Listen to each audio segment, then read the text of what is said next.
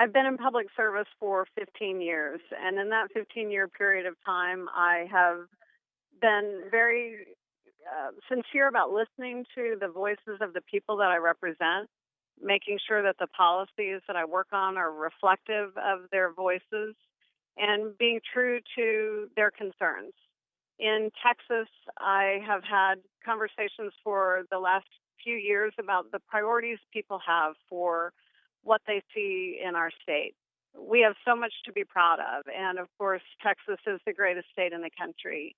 But we also want to make sure, and our citizens around the state want to make sure that we are prioritizing public education, that we're making a path to higher education possible for their children, that we're keeping our economy strong through a well-trained workforce, and of course that we maintain and do a better job of prioritizing our veterans' return to this community when they've fought for us, that they return to a job, and that they return to the kind of mental and physical healthcare services that they deserve.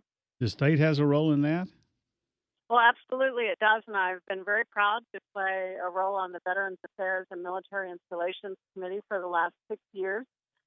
Through my work and the work of my colleagues, we've helped to pass legislation to provide financial support for our veterans community, to provide better job training services for them, to provide their mental health and physical health services for them, and to provide assistance in the housing arena for them. Okay. You were first elected to the city council in 1999, then reelected 4 times. You beat an incumbent Republican to get to the state Senate. You got reelected in 12. Here's my question. Do you worry, fear, wonder if all people are going to know about Wendy Davis is she's that abortion senator? And that's how you're going to be defined, especially by some of the more vigorous abortion supporters or pro-choice supporters? I have a very strong record of standing up and fighting for the people that I represent. And I'm proud to have a reputation of being a person who's perceived as a fighter. I came to the Texas Senate to work on behalf of the constituents in Senate District 10 who elected me. And by the way, the district that I represent was one drawn for a Republican. But I've been elected twice there now because people understand that I'm fighting to make sure that their voices are heard. But whether it's fighting to prevent $5.5 billion from being cut from our school classrooms across the state, whether it's fighting to make sure that we do a better job of making our state university system affordable for Texans to have a path to be a part of the Texas Promise, whether it's fighting for people who are abused by payday lenders across the state, whether it's fighting for families who are paying the highest insurance costs in the country to have more reasonable rates, whether it's fighting for women and women's health. I am a fighter. I came from a background of poverty. I worked my way forward with a state that believed in helping to partner with young people like me and who are willing to make an investment in my future. And I'm proud to be a part of a strong Texas economy now. And it's my commitment to make sure that every child in Texas has that same partnership and the same opportunity made available to them through this state. I guess that's a long way of saying, no, you're not concerned you're going to get single issued or tagged with a single issue. I stand for many, many things. And as I said, I'm proud of the record that I've worked on in the last 6 years in the Texas Senate. We asked our Facebook listeners, facebook.com/710KURV, to help us out with some questions, and you're talking about the strengths and the things that you fight for. Some of our listeners asked some questions. What are some of the things that you would fight for specifically? Are you going to be fighting for individuals' Second Amendment rights?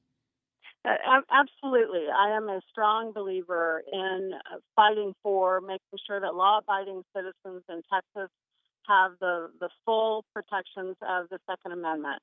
I also, of course, want to make sure that we work to keep them out of the hands of criminals and mentally ill. And I think Texans across this state would agree that that priority should be one that we have.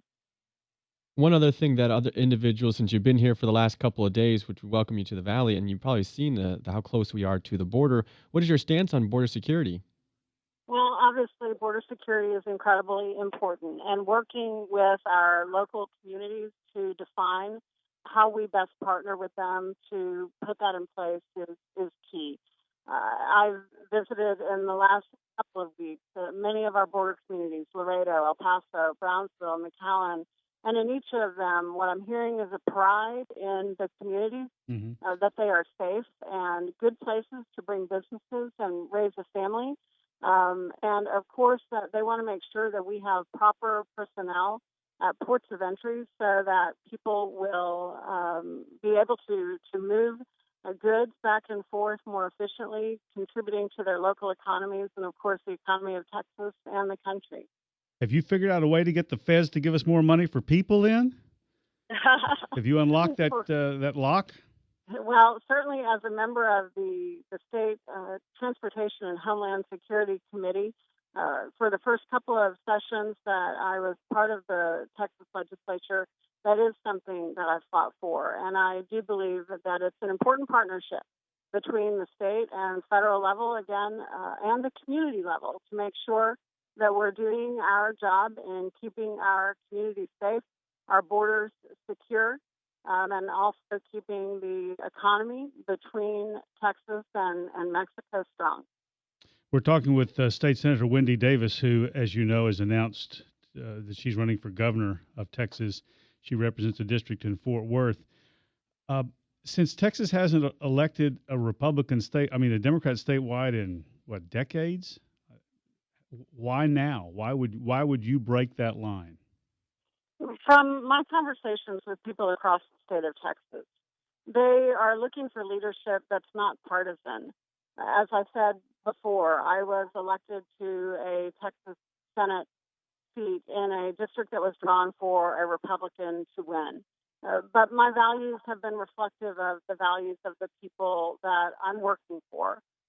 People want us to go to work on doing the things that they care most about, helping to support education and higher education, helping to keep the Texas success story one that is made available for everyone, and that we have a strong economy, a low tax state.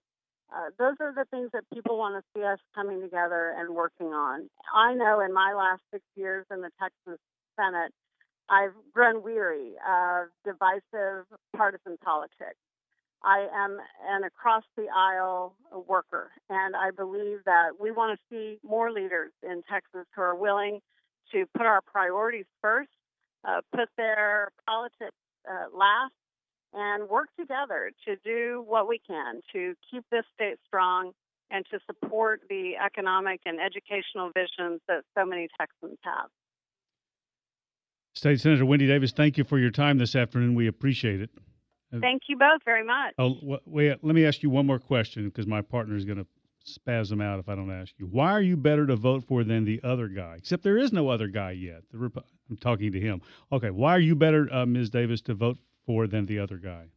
Well, because I listen, because I believe that the most powerful voices in the Texas Capitol should be the voices of people across the state. I share the belief that many Texans have, that you shouldn't have to buy your way into Texas' future, and you shouldn't have to buy your way into being heard in the Texas Capitol. I think that honest, hardworking Texans, regardless of whether they consider themselves Republicans or Democrats, want one thing as the most important in their next leader, someone who truly is listening to them, someone who's fighting for them every day, and who understands that the people of Texas, are the priority that should be heard and should be represented in the Texas Capitol. Ms. Wendy Davis, I saw that you just tweeted that you were over there, stopped for lunch at a taqueria. How awesome are the tacos here compared to North? The tacos were wonderful. They were fabulous. I'm going to have a hard time replacing this when I go back home. Boy's got tacos on the brain, man. Senator Davis, thank you very much for your time this afternoon. We appreciate it. All right. Thank you both. Thank you. You're listening to 710 KURV.